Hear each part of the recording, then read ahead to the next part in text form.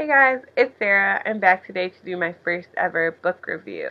The book that I'm reviewing today is Now I See You, and I read this book for um, the Books and Brewskis book club that I'm in, and I don't think I would have picked up this book had it not been for the book club, and I almost didn't read it. It sounded really intriguing, but I have so many books on my bookshelf. I was like, maybe I won't.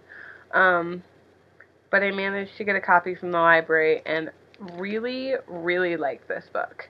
Now I See You was a memoir written by Nicole C. Kear, um, and she is a writer. She was an actress, or trying to be an actress for a while, and lives in New York. And when she was 19, I believe it was, she went to the eye doctors and found out that she had retinitis pigmentosa, which is a genetic degenerative eye disease. She was the only one in her family. It wasn't, it was genetic, but it was just kind of a random mutation for her. No one else in her family had it. Um, and it changed her life. And so the book talks about, what kind of changes she went through and like an evolution of how that changed her life and how she views her life and how she dealt with it. It had um, the potential to be very depressing, and it was not that at all. It was really lighthearted, funny. She was hilarious. Like, there was parts in this book that I laughed so hard I almost peed my pants. It was like, it was really funny at parts. I thought the book was written really well, and I liked the way it was laid out. She had each chapter kind of started with a, let's see if I can find it, with tips for the secretly blind. Um, Nicole ended up not telling very many people. She decided to live her life keeping her blindness a secret. I think that's what made it so humorous, is that all of these kind of situations she got herself into because people didn't realize that she couldn't see. And so she'd run into a lot of things where she talks about lighting a cigarette and having to have like other people light it. So she'd light her hair on fire, or, something like that. She talks about handshakes and how she normally has to just stick out her hand so it's not as awkward. Like I, wouldn't think anything of that. If someone stuck out their hand, that wouldn't be a big deal. I don't go through life fearing handshakes. But she does, and I think that's kind of the interesting part of this book, is that you see from a different perspective.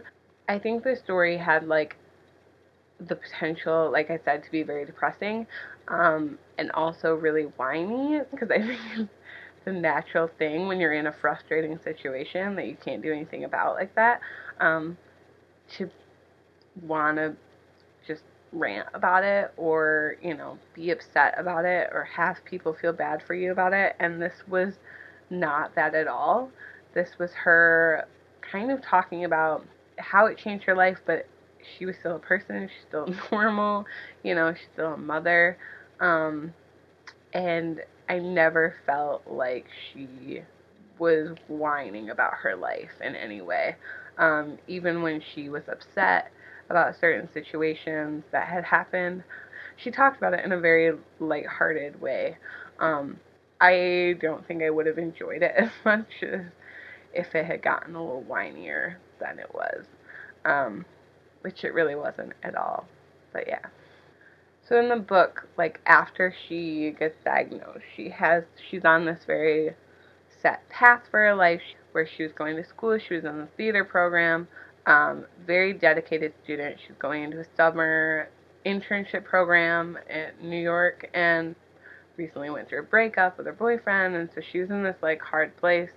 She found out she was losing her eyesight, and you just see her, she, kind of takes on the carpe diem, like, I'm gonna live life for today. She goes to Italy and starts having a bunch of like random casual sex, and that's the way she deals with it. And I think for a while there, it was like she was having so much fun, but then she has this awakening and kind of this realization that the way she was living wasn't actually all that beneficial, or like wasn't actually giving her what she wanted in terms of just like fulfillment in her life.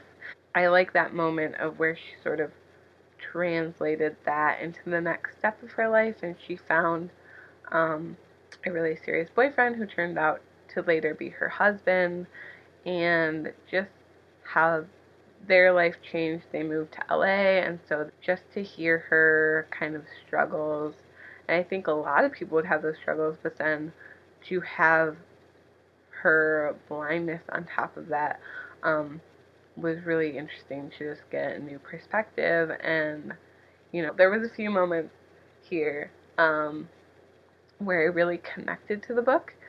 One of them was when she was talking about doctors. The first doctor she had was not great. The way he told her about her disease and the way he treated her was just not really great at all, and I don't think she appreciated it.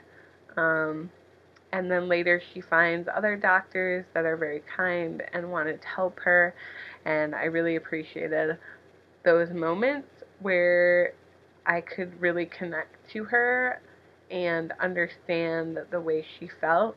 And my situation is very different from hers. But I did have that connection of like finding the right doctors, and when you do, you are so incredibly thankful um, that they are there to help you out. I actually grew up with cataracts in my eyes. They developed when I was really young, and I'm sure they'll come back someday in the future, but for now I can see, and I'm very thankful.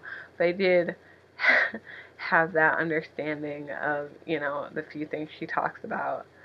Just from that perspective, I felt like it was an interesting read for me. Um, and you don't always have to find a connection, but I think every person has either something happen to them or something happen to a family member or someone that they know and love, um, that they can't do anything about, and that, it's frustrating and it's not fair, and like I said, you can't do anything, and so what are you supposed to do? And so I think this book everyone could connect to in that way, and just hearing like a funny perspective, like making it not all about depressing stuff, and just seeing someone who took her time in realizing that her life can still be fulfilled, and she can still be a good mom and a good person, and she can still do and live and be what she wants to be,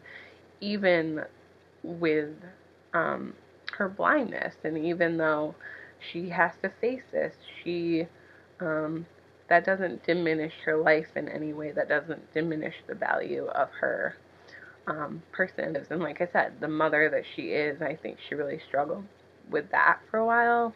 There were obviously some very serious, profound moments where she was talking about her children and just not being able to see them grow up and grow old, and not being able to see, them graduate or get married, and she never knew, quite when her vision would just run out. So it was very sad from that point. There were a few points that I teared up a little bit. This book makes you really appreciate what you have, um, and just makes you it made me look at my life and reevaluate what's there and what I value and how much I do have. And I love books that do that, that remind you that your life is amazing and that you should appreciate everything that you have. And, we don't often take time to be appreciative of our eyesight or our ability to walk or hear or, walk down the street without bumping into things. Life isn't easy for everyone. We all have our struggles, but that's one less thing to struggle about, you know? So, yeah, great book. Would definitely recommend. With the kind of voice that she has in her writing, I feel like it would be good as an audiobook. But yeah, that's my review. Hope you liked it. Peace out. Bye, guys.